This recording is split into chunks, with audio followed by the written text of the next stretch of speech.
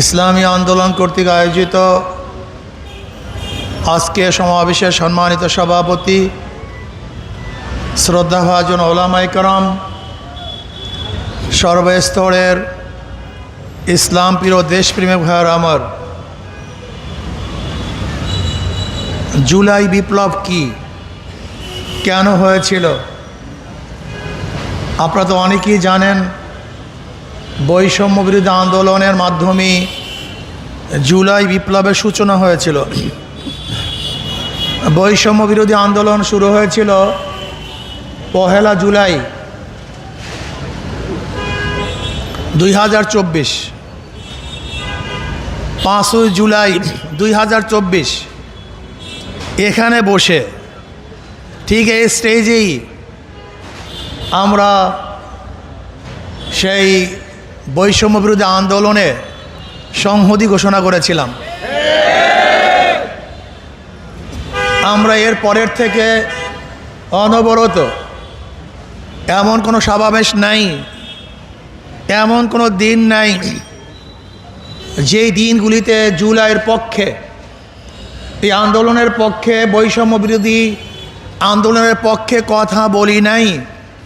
এরকম মনে হয় একটা জনসমাবেশ, একটা সেমিনার, একটা সিম্পোজিয়াম আমার সামনে থেকে অতিবাহিত হয়নি। আন্দোলন সংগ্রাম করেছি। সবচেয়ে মজার ব্যাপার হলো এই আন্দোলন সাকসেস হওয়ার পরে সব দলই দাবি করে এর পিছনে মাস্টার মাইন্ড ছিলাম আমরা। কেউ বলে অমুকে, কেউ বলে অমুকে, কেউ বলে অমুকে। কিন্তু মজার ব্যাপার হলো যাদের কথা বলা হয়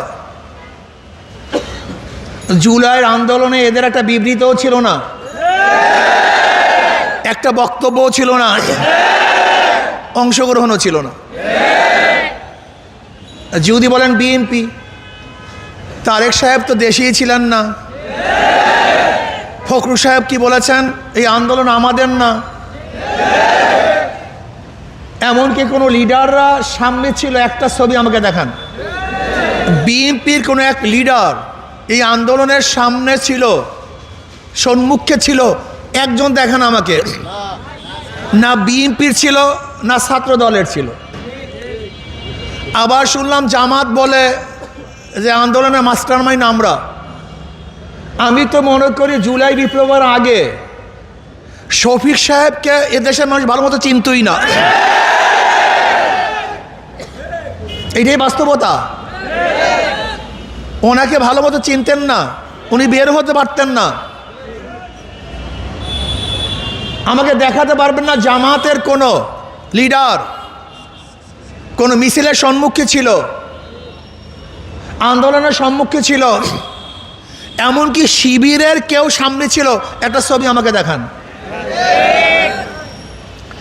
যদি আন্দোলন সাকসেস না হইতো তাহলে তাদের বের হওয়ার হাজারো পথ ছিল।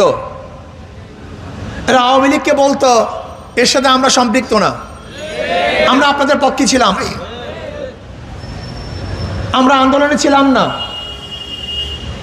শুধু কি তাই, আজকে জুলাই বিপ্লব নিয়ে অনেকে বহু সুন্দর বক্তব্য দেন,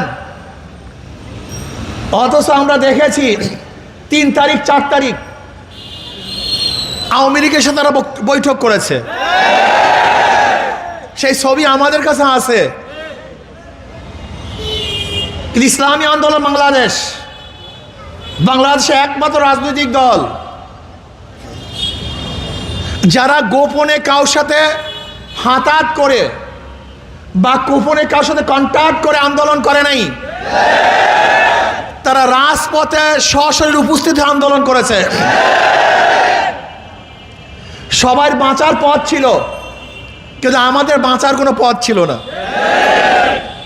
আপনারা বলেন কি বাঁচার পথ ছিল? আপনি দেখুন তখনকার জমানার আওয়ামী লীগের বিরুদ্ধে আমি যে বক্তৃতা করেছি, সেই ব্যক্তি দেখলে শুনেন, আমরা স্পষ্ট বলেছিলাম আমাদের ফয়সালা হবে রাজপথে, এসি রুমে আমাদের কোনো ফয়সালা হবে না। আমরা বলেছিলাম দাবি এক, দাওয়া এক, শেখ হাসিনার পতনের বাইরে আমরা কোনো দাবিও তুলতে চাই না, কোনো বক্তব্য দিতে চাই না। আমাদের শুধু দাবি হবে শেখ হাসিনার পতন, তার বিদায়। 4 তারিখ ঘোষণা দিয়েছিলাম, 4 তারিখ ঘোষণা দিয়েছিলাম শাহবাগে, আগামীকাল সোমবার যার যা কিছু আছে সব নিয়ে আগামীকাল রাস্তায় ঝাঁপিয়ে পড়বেন। সেই 5 তারিখ শেখ হাসিনার পতন হয়েছিল। আজকে অনেকে বক্তব্য দেন, অনেকে রাজা হয়েছেন, প্রাইম মিনিস্টার হয়েছেন, মন্ত্রী হয়েছেন, ক্ষমতায় গিয়েছেন। কিন্তু আমরা যারা রাস্তায় ছিলাম, বুলেটের সামনে ছিলাম, ট্যাঙ্কের সামনে ছিলাম, নিজের গলার মধ্যে ফাঁসির রশি ঝুলবে এই তোয়াক্কা করি নাই, এই চিন্তা ভাবনা করি নাই। দেশকে বাঁচাবার জন্য, ইসলামকে বাঁচাবার জন্য, মানুষের বৈষম্য দূর করার জন্য, মানুষের অধিকারকে ফিরিয়ে দেওয়ার জন্য জীবনের মায়া ত্যাগ করে, সন্তানের মায়া ত্যাগ করে রাস্তায় ঝাঁপিয়ে পড়েছিলাম। আজকে বাংলাদেশের জনগণের সাথে গদ্দারি করবেন, গ্যাসের দাম বাড়াবেন, তৈলের দাম বাড়াবেন, মানুষকে খুন করবেন, হত্যা করবেন, বাংলাদেশের মানুষ সহ্য করবেন ইনশাআল্লাহ।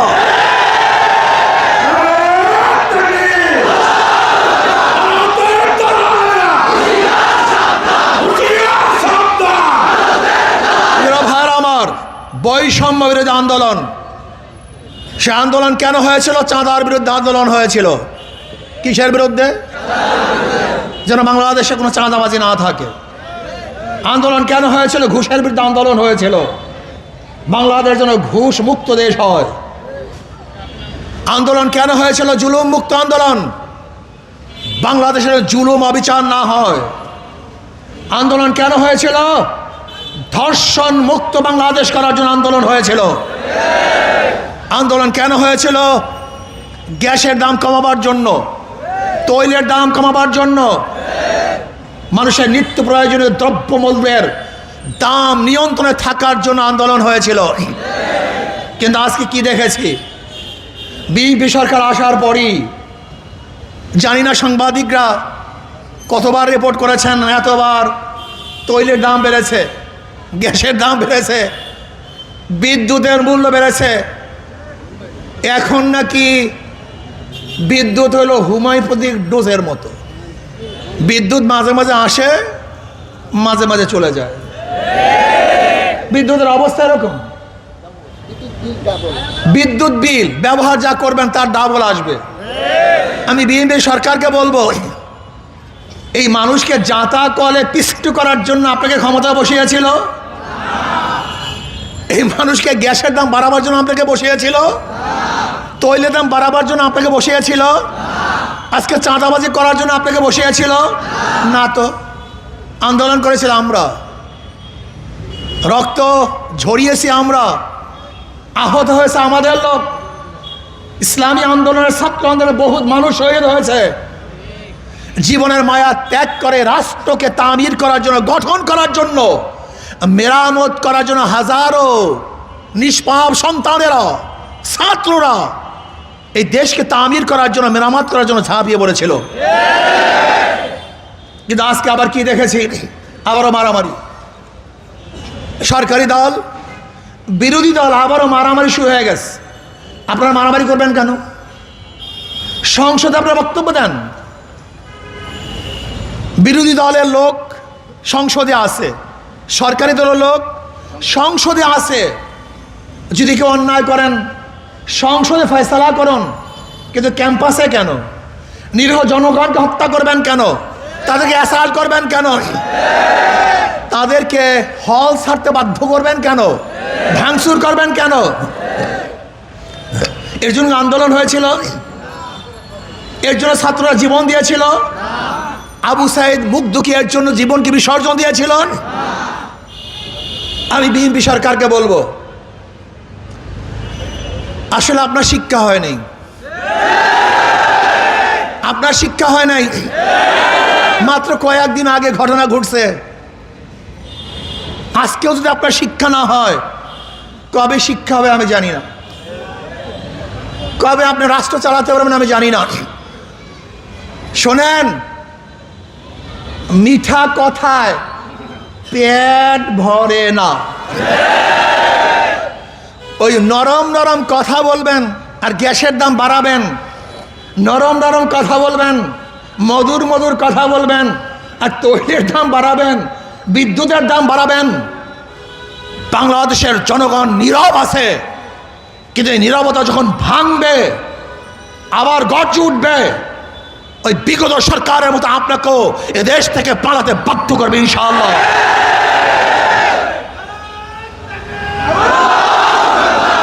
ইসলামী আন্দোলন বাংলাদেশ, ইসলামী আন্দোলন বাংলাদেশ ভেসিসের বিরুদ্ধে আন্দোলন করেছে কোনো স্বার্থের জন্য নয়। আমরা স্বার্থ পাইও নাই, নেইও নাই, স্বার্থের জন্য ঘুরিয়েও নাই কারোর পিছনে। আমরা ঘুরেছি ইসলামের জন্য, দেশের জন্য, মানবতার জন্য। এর জন্য আমাদের কেউ শত্রু না, কেউ বন্ধুও না, আমাদের কেউ বন্ধুও না। ভালো কাজ করবেন বন্ধু, যদি খারাপ কাজ করেন, ইসলামের সাথে গাদ্দারি করেন, দেশের জনগণের সাথে বেঈমানি করেন, আবার যদি হত্যা হয়, গুম হয়, খুন হয়, আমার মারা ধর্ষিত হয়, আবারও যদি নির্বিচারে বাংলাদেশের জনগণের জীবন অকাতরে ঝরে পড়ে, যদি বাংলাদেশের মানুষ বিধবা হয়, আমার মা বোনরা বিধবা হয়, ধর্ষিত হয়, তাহলে আমরা আন্দোলন হবে, সংগ্রাম হবে। আপনাকে রাখবেন ইনশাআল্লাহ।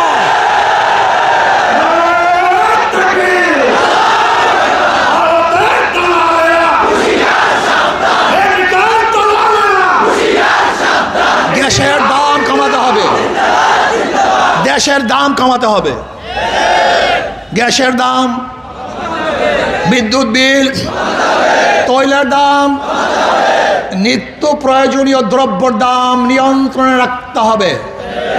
ক্লিয়ার কাট কথা। আমার গরিবদের অধিকারকে ফিরিয়ে দিতে হবে, মজদুরদের অধিকারকে ফিরিয়ে দিতে হবে, ছাত্রদের অধিকারকে ফিরিয়ে দিতে হবে, বর্তমানে কর্মচারীর অধিকারকে ফিরিয়ে দিতে হবে। বাংলাদেশে কোনো মানুষ আর জুলুমের শিকার হোক, এইটা আমরা চাই না। ভারতকে বলবো, বর্তমানে বাংলার মধ্যে এক মুখ্যমন্ত্রী হয়েছে, এর মাথা ঠিক আছে কিনা আমি জানি না, আপনারা ভালো বলতে পারেন। এর বক্তব্য, এর আলোচনা, সংসদে যা দেয়, বক্তব্য যা দেয়, এ মুখ্যমন্ত্রী দূরের কথা, পাগল হয়ে বক্তব্য করতে পারে না। সে নাকি বাংলাদেশ 5 মিনিট দখল করবে, পুশিং করতেছে। আমি বলবো, পুশিং কাদেরকে করবা? আগে তো শুভেন্দু অধিকারীকে পুশিং করা উচিত, সে তো বাংলাদেশের নাগরিক, তার বাপ দাদা তো বাংলাদেশের ছিল, সে তো বাংলাদেশেই জন্মগ্রহণ করেছে, নাকি জানি না ভারতে করেছে, কিন্তু তার মা বাবা তো বাংলাদেশি, গৌর নদীর লোক। এই গৌর নদীর লোক একসময় তৃণমূল কংগ্রেসে ছিল, তৎকালীন সময়ের অবস্থা আমরা সবাই জানি। উনি বাংলাদেশ দখল করবে। 5 মিনিট বাদ দেন, 5 দিন নয়, 5 বছর নয়, 500 বছর তো ভালো কথা, 5000 বছরেও ওই দালালরা, ওই বিজেপি বাংলাদেশ দখল করতে পারবে না। হ্যাঁ, ইনশাআল্লাহ যদি আমরা ঐক্যবদ্ধ থাকি। ওই ভারত ছিল মুসলমানদের, ওরা মুসলমানদের ভূখণ্ড ছিল, 850 বছর পর্যন্ত মুসলমানরা শাসন করেছিল, ব্রিটিশ মুসলমানদের থেকে ক্ষমতা দখল করেছে। কাজে বাংলাদেশ, ভুটান, নেপাল, ভারত, পাকিস্তানের বাংলাদেশের ভূখণ্ড, বাংলাদেশের অংশ ছিল এক সময়, আমরাই শাসক ছিলাম, ভাগ হয়ে গেছে। কিন্তু যদি আমাদের উপরে আবার আঙ্গুল তুলো, এ দেশকে দখল করার স্বপ্ন দেখো, এ দেশের দিকে চোখ তাকাও, চোখ তুলো, যদি আঙ্গুল তুলো, বাংলাদেশের জনগণকে তোমরা চেনো না, এরা টাইগারের গোষ্ঠী, এরা বাঘের গোষ্ঠী, তোমার আঙ্গুলকে ভেঙে ফেলবে ইনশাআল্লাহ, তোমার আক্রমণ করবে, কোনো সন্দেহ নাই। আমরা না খেয়ে ধুকে মরতে পারি, কিন্তু কারোর সামনে মাথা নত করতে পারি না। এটা আমাদের জাতীয় অভ্যাস, বিশ্বাস হয় না? এটা আমাদের জাতীয় অভ্যাস। ব্রিটিশদের বিরুদ্ধে এই অঞ্চলের মানুষ যত বেশি আন্দোলন করেছে, অন্য কোনো এলাকার মানুষ এত আন্দোলন করে নাই। পাকিস্তানের বিরুদ্ধে, এত বড় শক্তির বিরুদ্ধে এদেশের মানুষের কাছে কিছু ছিল না, তা নিয়ে ঝাঁপিয়ে পড়েছে। তোমরা জানো না, এরশাদের কাছে ক্যান্টনমেন্ট থাকা সত্ত্বেও এদেশের মানুষের আন্দোলনের প্রেক্ষিতে এরশাদ সাহেব অবসান নিতে বাধ্য হয়েছে। শেখ হাসিনার কাছে সব কিছু থাকা সত্ত্বেও এদেশের মানুষ মাথা নত করে নাই, জীবন দিয়েও তাকে এদেশ থেকে তাড়াতে বাধ্য করেছে। এটা আমাদের চরিত্র, এটা আমাদের অভ্যাস। আমাদের দেশের মানুষ মারা যেতে পারে কিন্তু নত হতে পারে না। আসুন, জুলাই বিপ্লব হয়েছিল, বৈষম্য বিরোধী কোনো জিনিসই থাকবে না। আমরা বৈষম্য রাখতে চাই না। বৈষম্য দূর করেন, ভেদাভেদ দূর করেন। আজকে আবারও যেইভাবে হেলমেট বাহিনী বের হয়েছে, সেই ফ্যাসিস্টের আমলের সমস্ত স্মৃতি আবার আমাদেরকে স্মরণ করিয়ে দিচ্ছে।